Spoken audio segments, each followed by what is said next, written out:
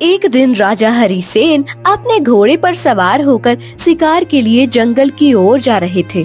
तभी राजा की नजर एक स्त्री पर पड़ी। राजा उस स्त्री की सुंदरता पर मोहित हो जाता है और उससे विवाह करने के लिए आतुर हो जाता है। राजा हरिसेन अपने घोड़े से उतरकर उस स्त्री के पास जाते हैं। हे सुंदरी, तुम कौन हो और कहाँ रहती हो? पहले आप बताइए, आप कौन हो और आप यह सब क्यों पूछ रहे हो? सुंदरी, मैं उज्जैन नगरी का राजा हरिसेन हूँ। मैं तुम्हारे इस तेजस्वी और आकर्षक रूप को देखकर मोहित हो चुका हूँ और मैं तुमसे विवाह करना चाहता हूँ। क्या तुम मेरे साथ विवाह करने के लिए तैयार हो? हे राजन, मैं आपसे विवाह तो कर सकती हूँ, परंतु उससे पहले विवाह के लिए आपको मेरे पिताजी से आज्ञा लेनी होगी, क्योंकि मेरे माता पिता ने मुझे जन्म दिया है और मैं उनकी आज्ञा के विरुद्ध जाकर कोई ऐसा कार्य नहीं करूँगी जिससे मुझे मेरे पूरे जीवन में पछताना पड़े।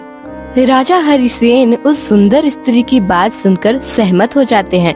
इसके बाद राजा हरिसेन उस सुंदरी के पिता के पास आ जाते हैं। हे महाराज, मैं उज्जैन नगरी से आया हूँ और मैं वहाँ का राजा हरिसेन हूँ। मैंने जैसे ही अपने राज्य को पार करके आपके राज्य में प्रवेश किया तो मुझे आपकी ये सुंदर पुत्री दिखाई दी। आपकी बेटी को देखकर मैं इससे प्रेम कर बैठा हूँ और इससे विवाह करना चाहता हूँ। उसके बाद उस सुंदरी का पिता बहुत सोच विचार करता है और काफी सोच विचार करने के बाद वह राजा हरिसेन को अपनी बेटी से विवाह करने की अनुमति दे देता है। इस प्रकार वह राजा अपनी बेटी रुक्मणी का और राजा हरिसेन का विवाह करवा देता है। राजा हरिसेन अपनी सुंदर पत्नी रुक्मणी को लेकर अपने राज्य आ जाता है।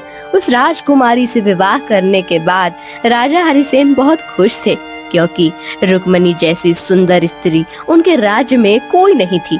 ऐसे ही कुछ दिन बीत जाते हैं। राजा हरिसेन अपनी पत्नी की सुंदरता में डूब जाते हैं। वो इतने डूब गए थे कि अपने राज्य के प्रति कर्तव्यों को भी भूल गए थे। ऐसे करते करते कुछ महीने बीत जाते हैं।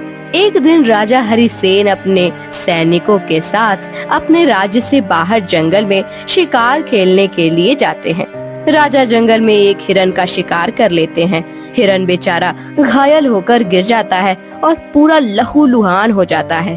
उस घायल हिरन को देखकर राजा हरिसेन अपने मन में ही सोचने लगा, मैं अपनी पत्नी रुक्मणी से बहुत प्रेम करता हूँ, परंतु आज मैं अपनी पत्नी रुक्मणी की परीक्षा लूंगा और ये देखूंगा कि जितना प्रेम मैं करता हूँ, क्या उतना प्रेम मेरी रानी रुक्मणी भी मुझसे करती है। कुछ सोच विचार करने के बाद राजा हरिसेन अपने एक सैनिक को बुलाते हैं। सेनापति, मैं महारानी रुक्मणी की परीक्षा लेकर ये देखना चाहता हूँ कि वो मुझसे कितना प्रेम करती है। अब तुम्हें एक काम करना होगा। मैं तुम्हें इस हिरन के खून से भिगोकर अपने आभूषण देता हूँ और तुम इन आभूषणों को लेकर महल में जाओ। उसके बाद तुम रानी रुक्मणी से जाकर कहना कि जंगल में शिकार करते समय महाराज को एक शेर ने मार दिया। हो सकता है कि ये सुनने के बाद भी रानी रुक्मणी तुम्हारी बातों पर विश्वास न करे, तो तुम मेरे खून से लथपथ आभूषण दिखा देना। नहीं महाराज, मेरा इतना बड़ा दुस्साहस नहीं कि मैं रानी साहिबा से इतना बड़ा झूठ बोल सकूं। सेनापति, मैं तुम्हारा राजा हूं और मेरा हुक्म मानना तुम्हारा फर्ज है। जाओ जल्दी यहाँ से, जाओ। ऐसा सुनकर सैनिक राजा के आभूषण लेकर महल की ओर रवाना हो जाता है। सैनिक राजमहल पहुँच जाता है। वहाँ जाकर रोते हुए रानी रुक्मणी से कहता है, हे रानी साहिबा, गजब हो गया। अभी अभी कुछ क्षण पहले मैं और महाराज शिकार के लिए जंगल गए थे। हम जैसे ही जंगल पहुंचे, वहां पर एक शेर ने महाराज पर आक्रमण कर दिया और इसी कारण महाराज की मृत्यु हो गई और वो शेर महाराज को पूरा खा गया। मूर्ख सैनिक, तुम्हें शर्म नहीं आती? तुम अपनी रानी साहिबा से अपने महाराज की मृत्यु का इतना बड़ा झूठ बोल रहे हो अगर मेरे पति यानी इस राज्य के राजा एक शेर के झपटे में अगर मर गए तो तुम कैसे बच गए? रानी साहिबा, जिस समय महाराज पर शेर ने हमला किया था, उस समय मैंने वृक्ष के ऊपर चढ़कर प्राण बचाए थे और भागा भागा महल आ गया।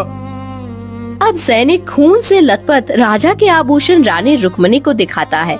महारानी रुक्मणी ने जैसे ही महाराज के खून से सने हुए आभूषण देखे तो उन्हें महाराज के मरने का विश्वास हो गया। उसी क्षण उस सदमे से रानी रुक्मणी की भी मौत हो जाती है। दूसरे दिन जब राजा हरिसेन अपने महल में जंगल से वापस आते हैं तो महल में देखते हैं कि रानी रुक्मणी का तो स्वर्गवास हो गया है। राजा वहीं पर जोर जोर से रोने लगा। हे भगवान, ये तूने क्या कर दिया? मैंने अपनी मृत्यु की झूठी खबर फैलाकर अन्याय कर दिया। मैं तो सिर्फ परीक्षा ले रहा था, लेकिन मुझे क्या पता था मेरी प्रिय रानी मेरे वियोग में खुद के प्राण दे देगी। धन्य है ऐसी पवित्रता स्त्री का, जिसने मेरे इतने झूठ के लिए अपनी जान दे दी। अब राजा को समझ में नहीं आ रहा था कि आखिर वो क्या करे। तभी वहाँ पर एक साधु आ जाता है। साधु वहाँ आते ही अपना कमंडल जोर से नीचे फेंकते हैं और वो कमंडल फूट जाता है। हे राजन, तुम क्यों रो रहे हो? राजा को ऐसा रोना शोभा नहीं देता। ये बात सुनकर राजा ने सारी कहानी साधु को बता दी कि कैसे मेरे एक झूठ ने मेरी प्रिय रानी रुक्मणी की जान ले ली। हे राजन, अब इनकी मृत्यु का शोक मनाने में कोई फायदा नहीं। जिस प्रकार मेरा ये टूटा हुआ कमंडल पहले जैसा नहीं बन सकता, उसी प्रकार अब रानी रुक्मणी भी जिंदा नहीं हो सकती है। हे सिद्ध साधु, आप चाहे तो मेरी रुक्मणी को जिंदा कर सकते हो। हे प्रजाजनक, मैं तुम्हारी पत्नी को अपनी सिद्धि से जीवित कर सकता हूँ, लेकिन मेरी भी एक शर्त है। मुनिवीर, मैं आपका हर शर्त मानने को तैयार हूँ। आप बस एक बार मेरी रुक्मणी को जीवित कर दीजिए। और हाँ, आपकी शर्त क्या है वो भी मुझे बताइए। मैं अपने प्राण देकर भी उस शर्त को पूरा करूंगा। ये मेरा वचन है। मेरा शर्त ये है कि अगर आपके राज्य में कोई भी व्यक्ति मेरे इस कमंडल के जैसा कमंडल बना दे तो मैं तुम्हारी पत्नी को जिंदा कर दूंगा। साधु की यह बात सुनकर राजा अपने राज्य के सभी कारीगरों को अपने महल में बुलाता है और साधु के जैसा कमंडल बनाने का आदेश देता है। साथ ही राजा यह घोषणा भी करता है कि जो भी साधु के कमंडल जैसा कमंडल बनाएगा उसको मैं अपने राज्य का आधा हिस्सेदार बना दूंगा। राजा की यह बात सुनकर सभी कारीगरों ने आधा राज्य पाने के लालच में सुंदर सुंदर कमंडल बनाए, पर किसी भी कारीगर द्वारा उस साधु के कमंडल जैसा कमंडल नहीं बना।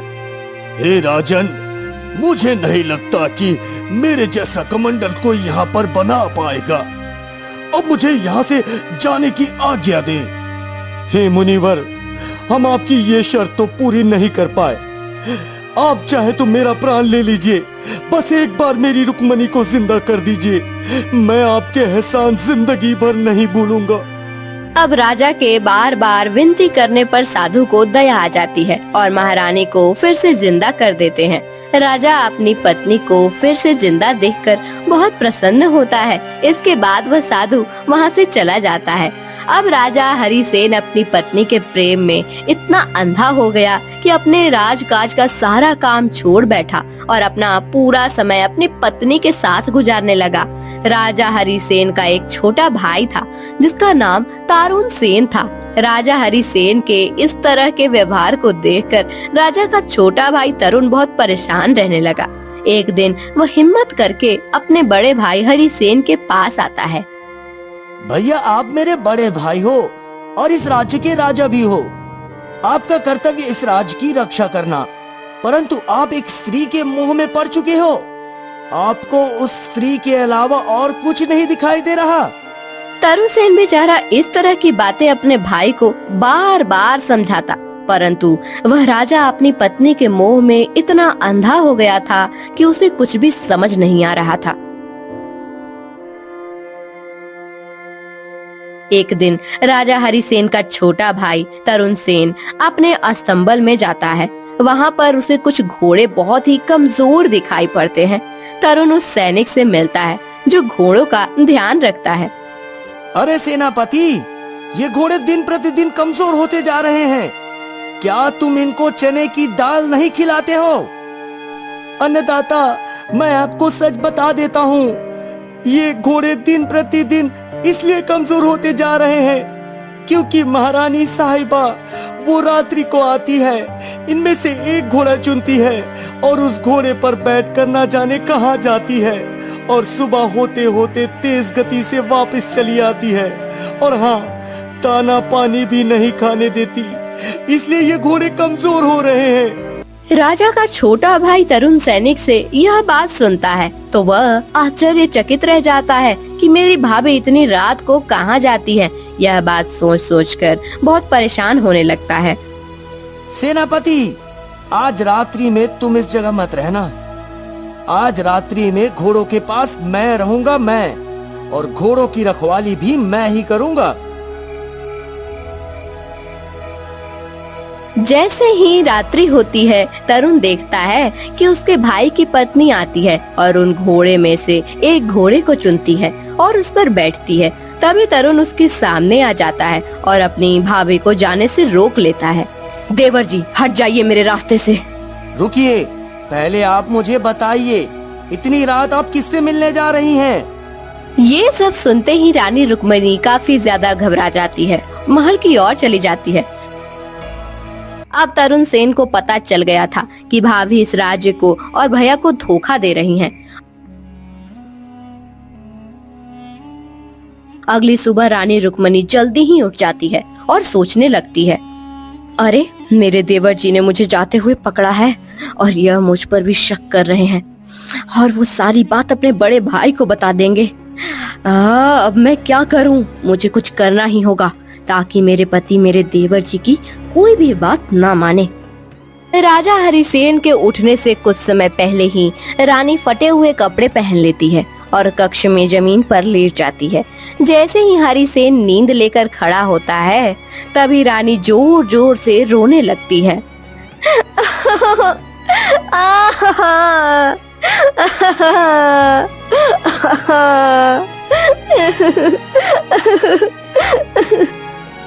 हे प्रिय, तुम जमीन पर क्यों लेटी हो और तुम रो क्यों रही हो और तुमने इतने गंदे कपड़े क्यों पहने हैं?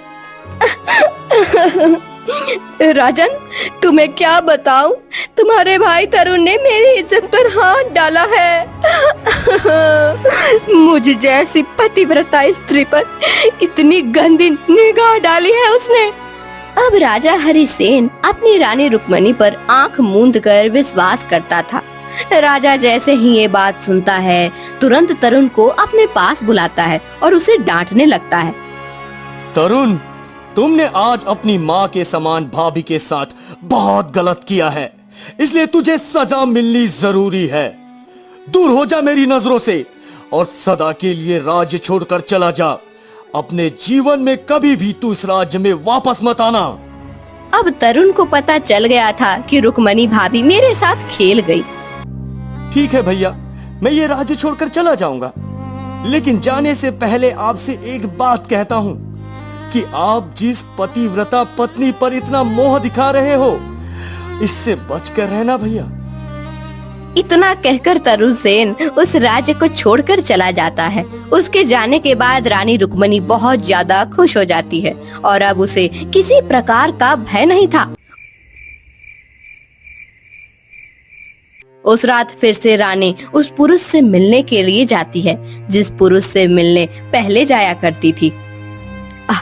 तुम इस जंगल में अब रोजाना मत आया करो और मैं भी रोजाना तुम्हारे पास इस जंगल में मिलने के लिए नहीं आऊंगी। हम एक काम कर सकते हैं, तुम ऐसा करो, कल सुबह राजमहल में आओ। राजमहल के अंदर आकर तुम मेरे पति महाराज से महल में काम करने की विनती करना और उसके बाद तुम महल में ही रहना। जब तुम महल में रहोगे तब हमारी रोज ही मुलाकात होगी। उस पुरुष से यह कहकर रानी वापस महल में आ जाती है। अब जैसे ही सुबह होती है, रानी का वह प्रेमी महल में आ जाता है। हे राजन, मैं आपके पास के राज्य से आया हूँ और मेरे घर में एक बूढ़ी माँ है। वो बहुत बीमार रहती है। मुझे कहीं भी काम नहीं मिल रहा है और मेरी सहायता कर देते आप तो मेरे घर का गुजारा चल जाता। मैं अपनी बूढ़ी माँ का ठीक से ख्याल रख पाता। अब राजा हरिसेन उसकी स्थिति को देखकर उसे महल में काम करने का आदेश दे देते हैं। रानी के उस प्रेमी का नाम विक्रम था। अब विक्रम राजा का आदेश पाकर महल में काम करने लगा। अब जैसे ही राजा रानी से कुछ पल दूर होते, रुक्मणी अपने प्रेमी से मिल लेती और इस तरह काफी समय तक चलता रहता है। रानी अपने पति की आंखों में धूल झोंक रही थी और राजा को इस बात की बिल्कुल भी भनक नहीं थी, क्योंकि राजा अपनी पतिव्रता पत्नी रुक्मणी से बहुत ज्यादा प्रेम करता था। अगले दिन राजा फिर शिकार करने के लिए जंगल में जाता है।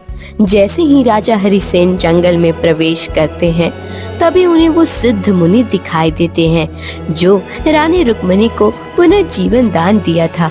मुनि को देखकर राजा हरिसेन उनके पास जाता है। प्रणाम मुनिवर, आपके दर्शन से धन्य हो गया मैं। हे राजन, मैं तुम्हारे इस तेजस्वी चेहरे को देखकर बहुत ही ज्यादा परेशान हूँ और तुम इतने भोले स्वभाव के हो, इसलिए लोग तुम्हें बेवकूफ बनाते हैं। राजन, ये लो, तुम इस फल को ग्रहण करो। इस फल को ग्रहण करते ही तुम सदैव जवान बने रहोगे और तुम्हें कभी भी बुढ़ापा नहीं आएगा। तुम्हारी सुंदरता सदैव बनी रहेगी। वो चमत्कारी फल देकर मुनिवर वहाँ से चले जाते हैं। उस फल को लेकर राजा हरिसेन सोचने लगते हैं। मुनिवर, मैं अमर होकर क्या करूँगा? मुझे जवानी और सुंदरता की क्या जरूरत है?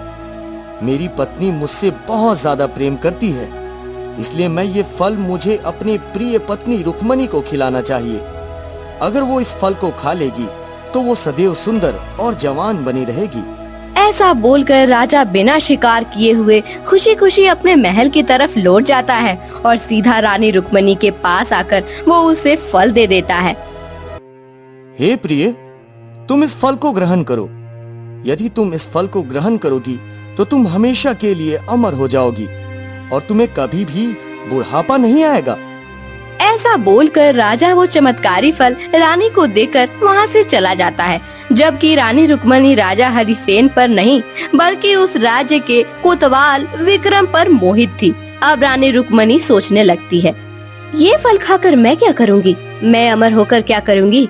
क्योंकि मैं तो अपनी जान से ज्यादा प्रेम कोतवाल विक्रम से करती हूँ, इसलिए इस फल को मेरे कोतवाल विक्रम को ही खाना चाहिए और उसे ही अमर होना चाहिए।